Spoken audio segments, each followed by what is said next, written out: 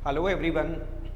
एक सबसे difficult topic जो बच्चे महसूस करते हैं कि जो प्रॉफिट एंड लॉस अकाउंट है और जो profit and loss appropriation account है उनको मर्ज कर देते हैं। मतलब खासकर जब जनरल एंट्री करनी हो तो बहुत ही कन्फ्यूज़न आती है उनके दिमाग में।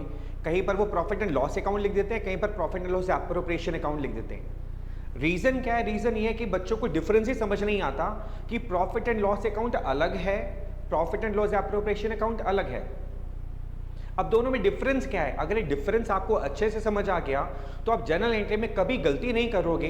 पी एंड एल एप्रोप्रिएशन की जगह प्रॉफिट एंड लॉस अकाउंट नहीं लिखोगे और प्रॉफिट एंड लॉस अकाउंट की जगह profit and loss appropriation account नहीं लिखोगे। तो डिफरेंस समझो पहले, दोनों के बीच में डिफरेंस होता क्या है।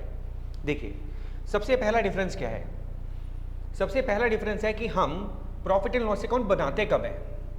देखिए, it is prepared after the trading account.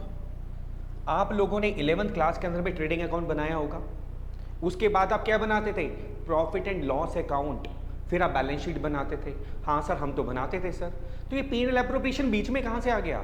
ये बीच में नहीं आया, ध्यान से समझो। जब आप किसी सोल प्रोपराइटर के लिए आप अकाउंट्स बना रहे हो तो प्रॉफिट एंड लॉस अकाउंट में जो प्रॉफिट बचता था वो उसी को जाता था और वो कैपिटल में ऐड कर देते थे। आपने 11th में यही किया होगा, राइट। लेकिन अब आप कर रहे हो पार्टनरशिप फर्म के अकाउंट्स। अब वहां पर जो प्रॉफिट है वो एक पार्टनर को नहीं जाएगा, राइट। अगर पार्टनरशिप फर्म में 2 या 2 से ज़्यादा पार्टनर है तो उन सबको डिस्ट्रीब्यूट किया जाएगा, उनकी रेशियो भी अलग अलग होगी। इसीलिए हम एक सेपरेट अकाउंट बनाते हैं जिसको बोला जाता है profit and loss appropriation account. ध्यान से देखो, it is prepared after the profit and loss account.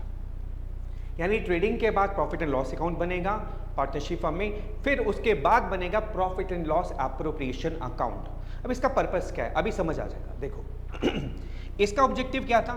इसका ऑब्जेक्टिव हमारा ये होता था कि भैया हमें नेट प्रॉफिट कमाया या लॉस कमाया, और अकाउंटिंग पीरियड में यानी कि 1 अप्रैल से 31 मार्च तक हमने क्या कमाया, बिजनेस ने क्या कमाया, प्रॉफिट कमाया या लॉस कमाया। इसका सोल ऑब्जेक्टिव यही होता है, राइट।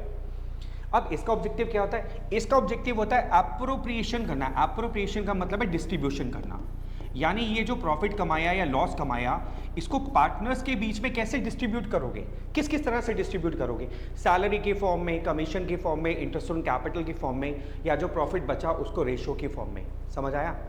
मतलब यहाँ पर हम ये जो प्रॉफिट या लॉस कमाया था वो पार्टनर्स के बीच में कैसे डिस्ट्रीब्यूट होगा उसके लिए हमने एक अलग से अकाउंट बनाना है जिसको क्या कहा जाता है? Profit and loss appropriation account. ठीक है, अभी कुछ और डिफरेंस समझते हैं इसके जरा हम लोग। इसमें कुछ और भी डिफरेंसेस है, लेट्स सी दोस डिफरेंसेस। जी, nature of items, it is debited with the expenses and credited with the income. आपने प्रॉफिट एंड लॉस अकाउंट बनाया था, आप क्या करते थे? जितने भी खर्चे होते थे, इनडायरेक्ट एक्सपेंसेस होते थे वो डेबिट साइड में डालते थे, जितनी भी इनकम होती थी वो क्रेडिट साइड में डालते थे आप प्रॉफिट एंड लॉस अकाउंट में, और तब जाके निकलता था प्रॉफिट या लॉस, जिसको आप बोलते थे नेट प्रॉफिट या नेट लॉस। ठीक है, ऐसे आप निकालते थे। अब प्रॉफिट एंड लॉस एप्रोप्रिएशन में क्या होता है? Profit and loss appropriation account के डेबिट साइड में आप डालते हो पार्टनर्स की सैलरी, पार्टनर को कमीशन अगर कोई आप दे रहे हो तो वो डालोगे आप, इंटरेस्ट ऑन कैपिटल अगर आप पार्टनर को दे रहे हो वो डालोगे, कुछ रिजर्व में ट्रांसफर करना है तो वो डालोगे, और क्रेडिट साइड में क्या आएगा?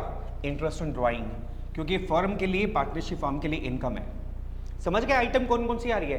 प्रॉफिट एंड लॉस अकाउंट में खर्चे आते थे, याद है? रेंट पे किया आपने, इलेक्ट्रिसिटी पे किया, रेंट पे किया, सैलरी, यहाँ पर सैलरी टू स्टाफ होती थी, ये वाली सैलरी नहीं, ये सैलरी टू पार्टनर है, कंफ्यूज मत होना। ये वो खर्चे थे जो आप एम्प्लॉय के लिए क्या करते थे?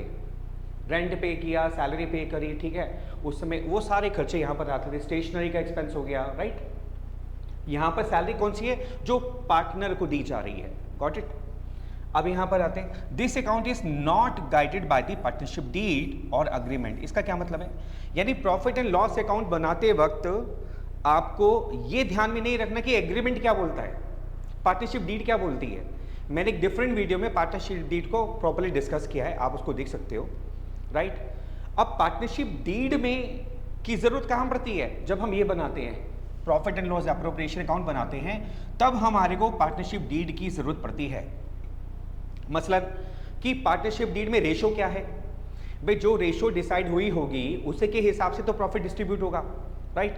अगर पार्टनरशिप डीड में लिखा हुआ है कि पार्टनर ए को सैलरी मिलेगी, पार्टनर बी को कमीशन मिलेगा, तो आपको देना पड़ेगा, राइट। तो यहां पर जो हम P&L एप्रोप्रिएशन अकाउंट बनाते हैं उसमें हम पार्टनरशिप डीड को फॉलो करते हैं, ठीक है। और अगर पार्टनरशिप डीड नहीं है या अग्रीमेंट नहीं है तो provision of Indian partnership act 1932 apply हो जाएगा और उसके प्रोविजंस को आपको फॉलो करते हुए इस profit and loss appropriation account को बनाना पड़ेगा। इस पर भी एक सेपरेट वीडियो मैंने बनाई हुई है कि what are the provisions of Indian partnership act 1932 in the absence of partnership deed.